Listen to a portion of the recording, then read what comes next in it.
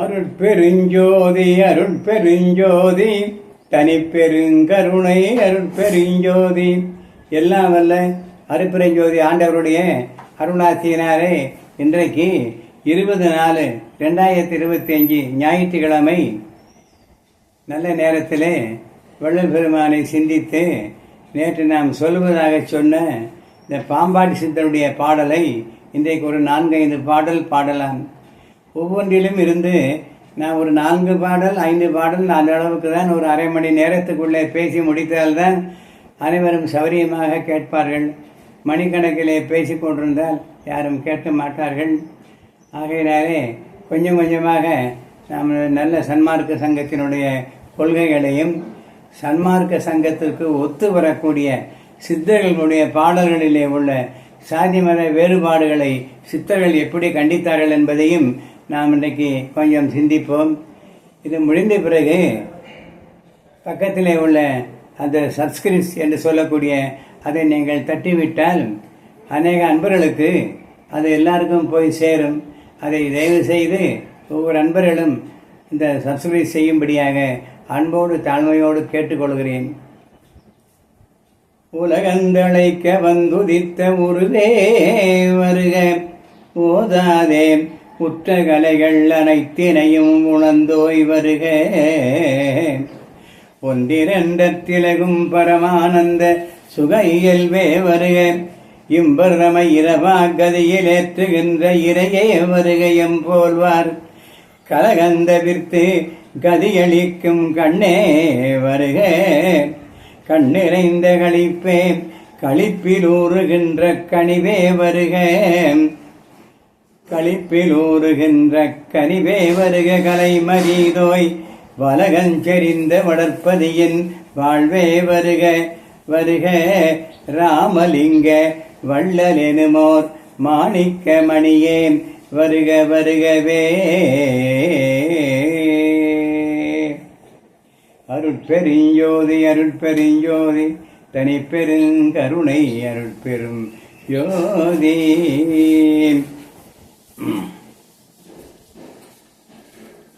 சித்தர்களிலே சிவபாகிய சித்தர், அதை நாம் பார்த்தோம். அடுத்த பிறகு அதன் பிறகு நேற்று அவிசை சித்தரை பார்த்தோம். இன்றைக்கு பாம்பாட்டி சித்தர் என்ற 15 சித்தர்களிலே இவர் ஒரு புகழ்பெற்றவர்.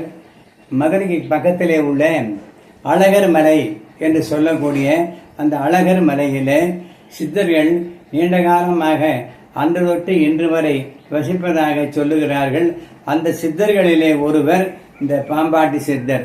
இந்த பாம்பாட்டி சித்தருடைய இயற்பெயர் என்னவென்று தெரியவில்லை. ஆனாலும் பாம்பாட்டி சித்தர் என்று அவருக்கு ஒரு பெயராகிவிட்டது. இதற்கு பின்னணியிலே மதுரை திருமல நாயக்கர் சம்பந்தப்பட்ட ஒரு கதை கூட இருக்கிறது.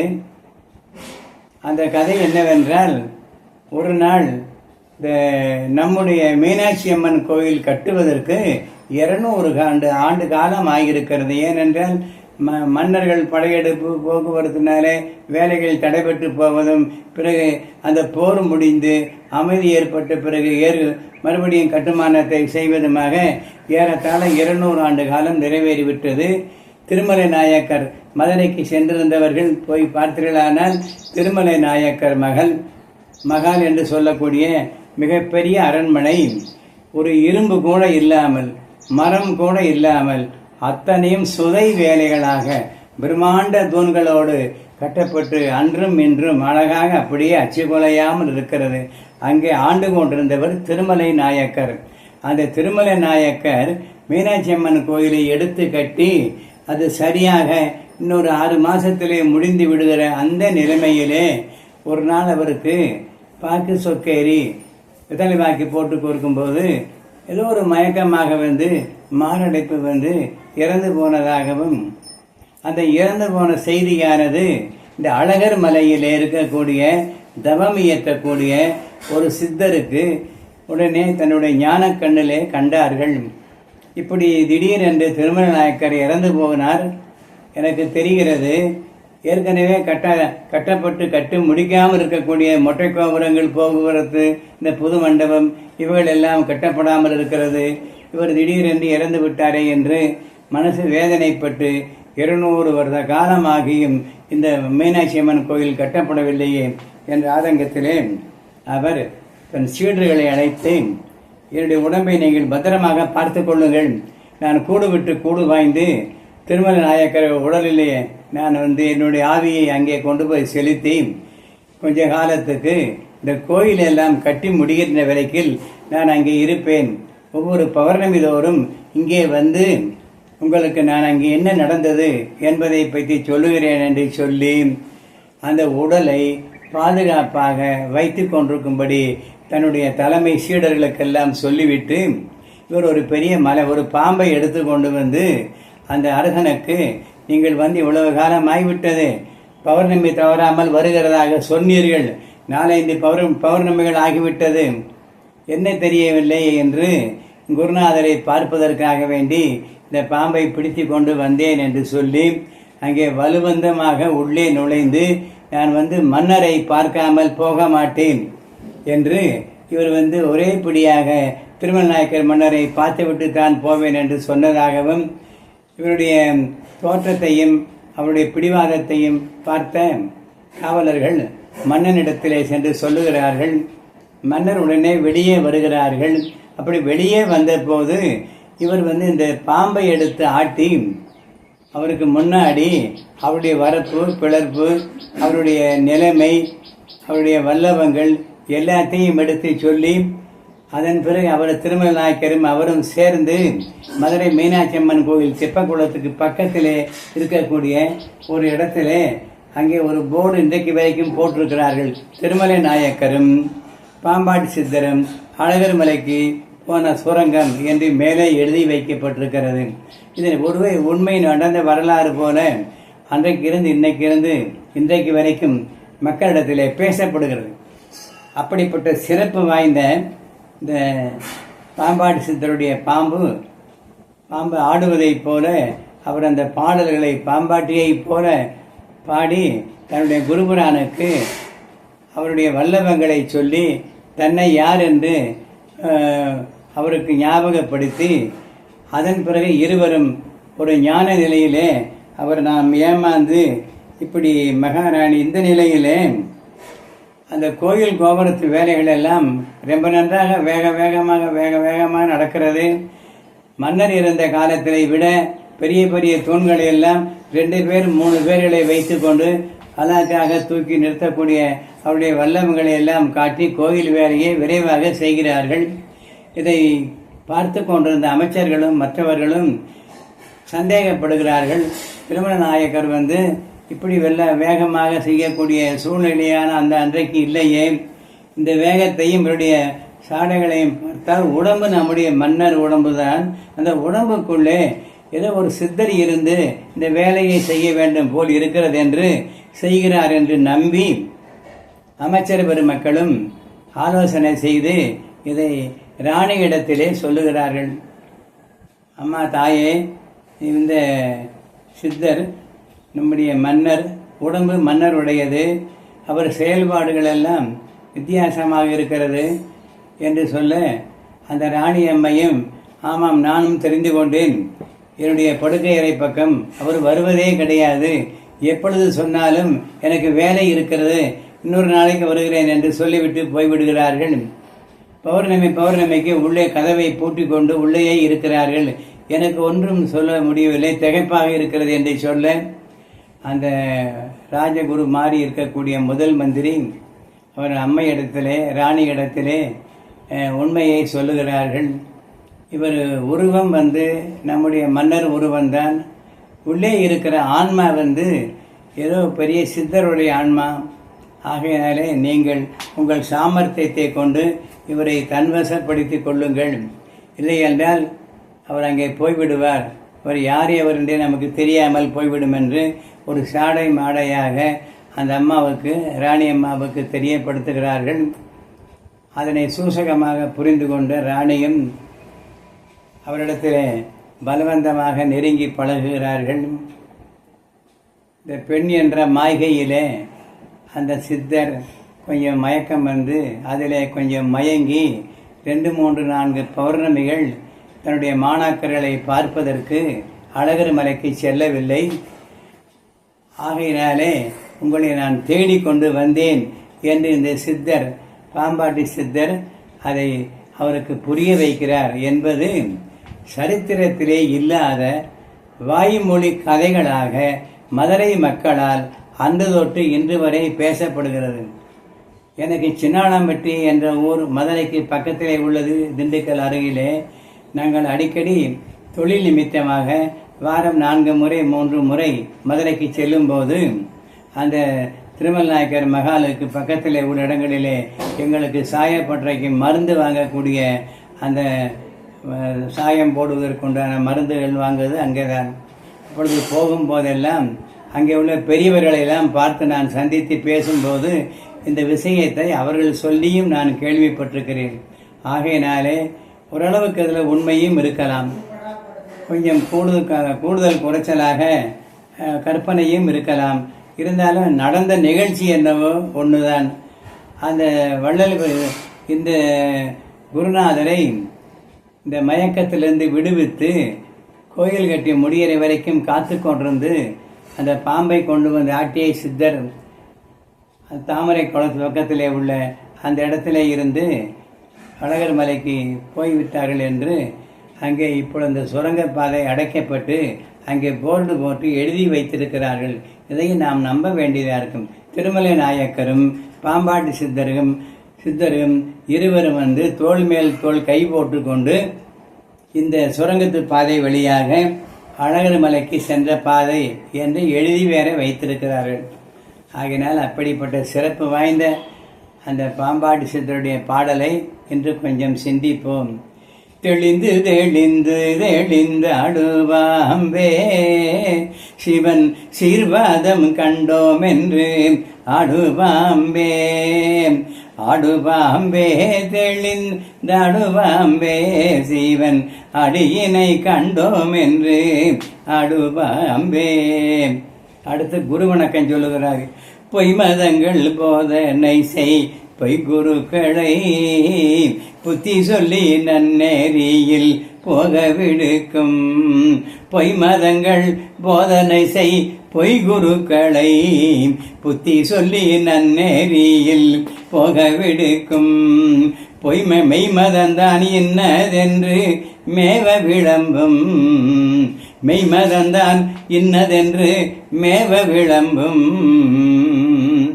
மெய்குருக்கள் பாதம் போற்றி அடுவாம்பே மெய்குருவின் பாதம் போற்றி அடுவாம்பே.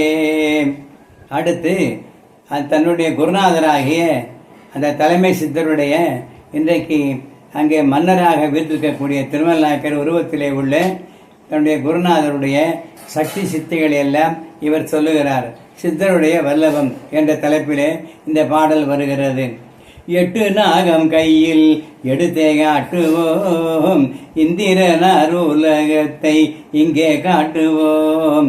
8 நாகம் கையில் எடுத்தே காட்டுவோம், இந்திரனார் உலகத்தை இங்கே காட்டுவோம்.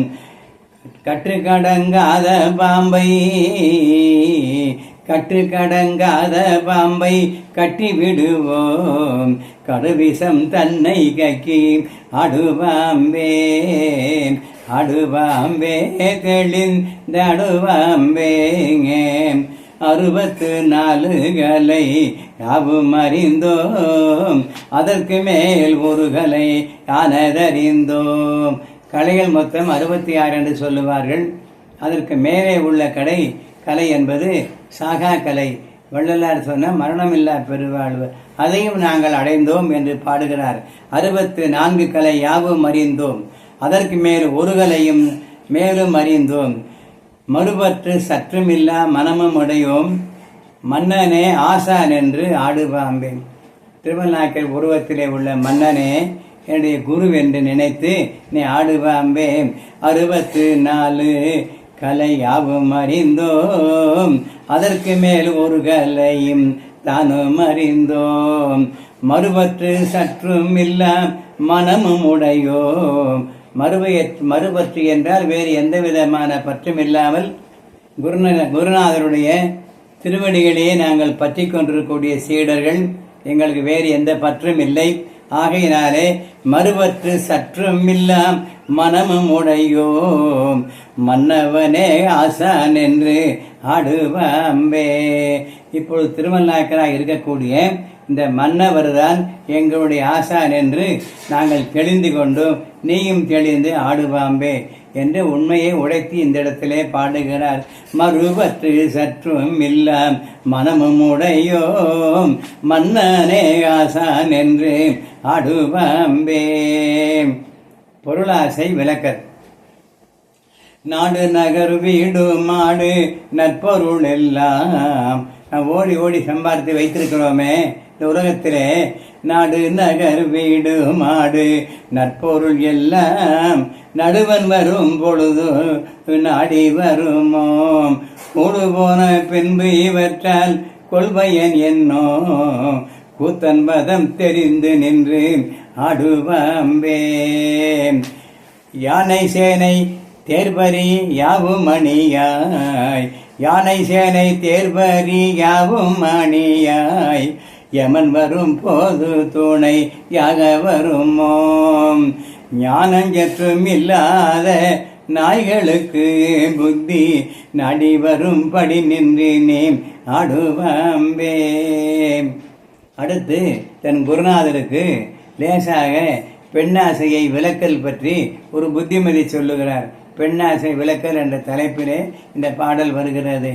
வெயில் கண்ட மஞ்சள் போன்ற மாதர் அழகை, வெயில் கண்ட மஞ்சள் போன்ற மாதர் அழகை விரும்பிய மேல் விழுந்து மேவும் மாந்தர்கள், ஒயில் கண்டே இரவு காத்த ஓடும் கிளி போல் உடல் போனால் ஓடுவார் என்று ஆடுவாம்பே. மாதருடைய ஒயில் கண்டே இளவு காத்து ஓடும் கிளியை போல அவர்களோடு சேர்ந்திருந்து அனுபவிக்கிறார்கள். இந்த உடல் போனால் அவரும் விட்டு விட்டு ஓடி போவார், உடல் போனால் ஓடுவார் என்று ஆடுவாம்பே. இப்படிப்பட்ட நிலைமையுடைய இந்த சரீரத்தினுடைய என்ன குணம் என்று சரீரத்தின் குணத்தை உற்பத்தியை பாடுகிறார். ஊத்தை கூலியிலே மண்ணை எடுத்தே, ஊத்தை கூலியிலே மண்ணை எடுத்தே, உதிர பூணலிலே உண்டை சேர்த்தேன், வாய்த்த கூயவனார் அவர் பண்ணு பாண்டம் வரையோற்றுக்காகதென்று ஆடுவாம்பே. மரப்பாவை போல ஒரு மண்ணூறு செய்து, இந்த மரப்பாச்சி என்று சொல்வார்கள் அல்லவா, அது போல இந்த மரப்பாவை போல ஒரு மண்ணூறு செய்து, வளமான சிவன் என்னும் சூத்திரமாட்டி திரைக்குள்ளே இருந்தசை போன் தீர்ந்த பொழுதே, திரைக்குள்ளே இருந்தசை போன் தீர்ந்த பொழுதே, தேகம் விழும் என்று தெளிந்து ஆடுவாம்பே. தேகமானது திரைக்குள்ளே இருந்து பொம்மலாட்டக்காரர் போல எல்லாம் வல்ல இறைவன் கொடுத்த உயிர் ஆட்டம் ஆடிக்கொண்டிருக்கிறது. அந்த உயிர் என்பது சத்து பொருள். அந்த சத்து போன பொருளுடைய அந்த சத்தினுடைய ஆட்டம் நின்று போனால் மக்கள் உடனே செத்து போக வேண்டியது தான். அப்படி ஒன்றுக்கும் உதவாத இந்த உடம்பு. ஆகையினாலே அதன் மேலுள்ள பற்றுக்களை எல்லாம் நீக்க வேண்டும் என்று அகப்பற்று என்று சொல்லக்கூடிய தலைப்பிலே இந்த பாடலை பாடுகிறார். தாமரையின் இலையிலே தண்ணீர் தங்காத தன்மை போல சகத்தாசை தள்ளிவிட்டெங்கும் தூமணியாய் விளங்கிய சோதிபாதத்தை தொழுது தொழுது தொழுது அடுவாம்பே. சேற்றில் கீரி பிள்ளை பூச்சி, சேற்றில் தெரியும் பிள்ளை பூச்சி சேற்றை நீக்கல் போல். இந்த சேற்றுக்குள்ளே பார்த்தால் ஒரு சிறிய பிள்ளை பூச்சியானது சேறுகளிலே ஓடிக்கொண்டிருக்கும். சேருக்குள்ளே இருந்து அது எழுந்து வரும். அப்போது அந்த சேர் அந்த உடம்பிலே ஒட்டி கொள்ளாமல் இருக்கும். அதை சொல்லுகிறார். சேற்று கீரி பிள்ளை பூச்சி சேற்றை நீக்கல் போல்.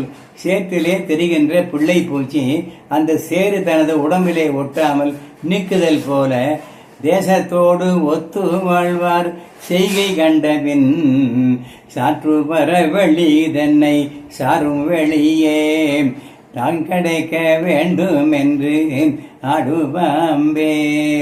இந்த உலகத்துக்குள்ளே தாமரை இலை தண்ணீர் போல என்று சொல்லுவார்கள். இந்த இடத்திலே சேற்றிலே விழுந்து வாழுகின்ற அந்த சேற்று பூச்சியானது உடம்பிலே அந்த சேறுபடாமல் வாழ்வதைப் போல இந்த உலகடியே வாழக்கூடிய நாம் இந்த உலக பந்த பற்று பாசங்கள் எல்லாம் ஒட்டாதபடிக்கு கொஞ்சம் விலகி நின்று நாம் இறைவன் பாதத்தை அடைய வேண்டும் என்று ஆடு பாம்பே என்ற இந்த பாம்புக்கு புத்திமதி சொல்வதைப் போல நமக்கு சொல்லுகிறார். நிச்சயம் என்னும் மலையில் நின்று கொண்டோம் நினைத்தபடியே மூடித்து நின்மலமானோம் சத்தியமாய் எங்கள் கடந்தான் அழியாதே சந்ததமும் வாழ்வோம் என்று ஆடுவாம்பே. இது நம்ம வள்ளுவனார் கொள்கை. சத்தியமாய் எங்கள் கடம் என்பது இந்த உடம்பு. சத்தியமாய் எங்கள் கடந்தான் அழியாதே சந்ததமும் வாழ்வோம் என்று ஆடுவாம்பே. எங்கள் உடம்புக்கு அழிவில்லை, உயிருக்கு அழிவில்லை, நாங்கள் என்றென்றும் மரணத்தை வென்று வாழ்வோம் என்று சொல்லி ஆடுபாம்பே என்று சொல்லுகிறார். சதுர்வேதம் ஆறும் வகை சாத்திரம் பல தந்திர புராண கலை சாற்றும் ஆகமம் விதவிதமானவான வேறு நூல்களும் வீணான நூல்கள் என்றே ஆடுபாம்பே. வள்ளலார் சொன்னதைப் போலவே, அதாவது இவர்கள் சொன்னதைப் போலவே வள்ளலார் சொன்னார். சதுர்வேக ஆகமங்கள் எல்லாம் அது சாத்திர குப்பை, நமக்கு பாத்திரம் அன்று, அது வேண்டியதில்லை. எந்த புராணமாலும் சரி அதை ஒதுக்கி தள்ளுங்கள் என்று வள்ளலார் சொல்வதைப் போல சதுர்வேதம் இருக்கு யஜூர் சாம அதர்வன என்று சொல்லக்கூடிய 4 வேதங்கள், சதுர் என்றால் 4, இப்படி 6 வகை சாஸ்திரம் பல தந்திரமான புராணக்கலை சாற்றும் ஆகமம். இந்த புராணங்களுக்கு ஆகமம் என்பது செய்முறையில் இந்த புராணத்தை எப்படி இந்த இடத்துல ஒரு யாக குண்டம் அமைக்கலாம், அதுக்கு என்னென்ன தேவை என்று அந்த புராணத்திலே இந்த ஆகமங்கள் ஆரணம் என்பது வேதம். அந்த ஆரணம் என்ற வேதத்திற்கு செய்முறைகளை விளக்கி சொல்லுவது ஆகமம்.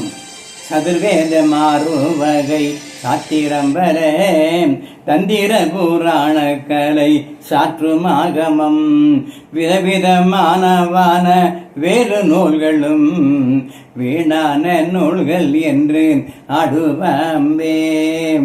பூசை செய்ததாலே சுத்த போதம் வருமோ உண்மை வலம் செய்ததினால் புண்ணியம் உண்டோ ஆசையற்ற காலத்திலே ஆதிவசுவை அடையலாம் என்று தோணின் தடுவாம்பே. இந்த பூசை செய்ததனாலே நமக்கு அந்த போதம் போகுமோ, மனத்திலே உள்ள கரையெல்லாம் விட்டு போகுமோ, ஆசையற்று போகுமோ? ஆகாது. இந்த பூசையினாலே ஒரு பலனும் இல்லை. வெளியே இருந்து செய்கிற எந்த சாங்கியத்தினாலும் சடங்கினாலும் ஒன்றுமே ஒரு பலனும் இல்லை. அவர்கள் வாழ்வதற்கு சடங்கு சாங்கியம் என்று தினத்துக்கு ஒரு விழாவெடுத்து அங்க சாமி இந்த சாமி என்று சொல்லி தினம் தினம் திருவிழாக்கள் மதுரையிலே நடந்து கொண்டுதான் இருக்கு. மதுரைக்கு தூங்கா நகரம் என்றே பேர். இந்த பூசை செய்ததாலே போதம் வருமோ, பூமி வளம் செய்ததினாலே காசியிலிருந்து கன்னியாகுமரிக்கும், கன்னியாகுமரி காசிக்கும், இப்படி எத்தனை முறை நீங்கள் போய் வந்தாலும் ஒரு பலனும் இல்லை. அப்ப எது பலன் கொடுக்கும் என்றால் ஆசையற்ற காலத்திலே ஆதிவஸ்துவை அடையலாம் என்று தெளிந்தடுவாம்பே. ஆசையற்ற காலத்திலே ஆதிவஸ்துவை அடையலாம் என்று தோணிந்தடுவாம்பே. வள்ளலார் சொன்ன கருத்தும் இதுதான். எல்லா விதமான ஆசைகளையும் பற்றுகளையும் துறந்துவிட்டு எல்லா வல்ல இறைவனுடைய அருளுக்கு ஆசைப்பட்டு அந்த அருளாசையை நீங்கள் பற்றி கொள்ளுங்கள். அருளாசையை பற்றி கொண்டால் அந்த அருள் உங்களை பற்றி கொள்ளும். அருள் உரின் எல்லாம் உரின். அருளை மட்டும் பெற்றுக்கொண்டால் எல்லாவற்றையும் பெற்றுக்கொள்வோம். ஆகையினாலே கல்வி, செல்வம், புகழ், இரவாமை அத்தனையும் இந்த அருளை பெற்றுக்கொண்டால் அது தானாகவே வந்து சேரும். அப்படி இந்த 12 சித்தர்களிலே இந்த பாம்பாட்டி சித்தர் மிக சிறப்பாக தன்னுடைய சேவைகளை செய்து மக்களுக்கு அன்றைக்கும் இன்றைக்கும் கூட இந்த பாம்பாட்டி சித்தர் வழிகாட்டியாக இருக்கிறார் என்று சொல்லி இன்றைக்கு இந்த சொற்பொழிவை இதை நிறைவு செய்கிறோம். நாளைக்கு வள்ளல் பெருமானை பற்றி தென்னார்காடு மாவட்ட கெஜட் ஜேஹெச் காட்ஸ்டின் என்ற அந்த ஆட்சியாளர் அவருடைய காலத்திலே வள்ளலார் வாழ்ந்ததினாலே வள்ளலாரை பற்றிய உண்மையான சரித்திரம் என்ன என்று சொல்லி அந்த தென்னார்காடு மாவட்ட கெஜட்டிலே வெளியிட்டிருக்கிறார்கள் வள்ளலாருடைய சரித்திரத்தை பற்றி. அதை நாளைக்கு நாம் சிந்திப்போம். மிக முக்கியமான செய்தி. ஆகையினாலே இந்த நல்ல நேரத்திலே இந்த பாம்பாட்டி சித்தருக்கு இன்றைக்கு விடை கொடுத்து விட்டு இன்னொரு நாளைக்கு இன்னொரு சித்தரை பற்றி பேசுவோம். நாளைக்கு வள்ளல் பெருமானை பற்றி ஜேஹெச் கார்டின் என்ற அந்த காலத்து ஆட்சியர் என்ன சொல்லியிருக்கிறார் என்பதை சற்று சிந்திப்போம்.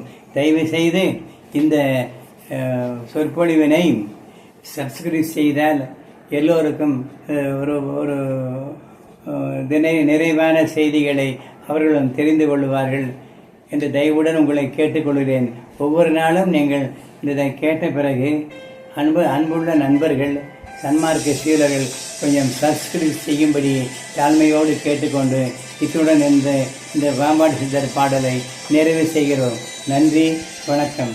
அருட்பெருஞ்சோதி அருட்பெருஞ்சோதி தனி பெருங்கருணை அருட்பெருஞ்சோதி.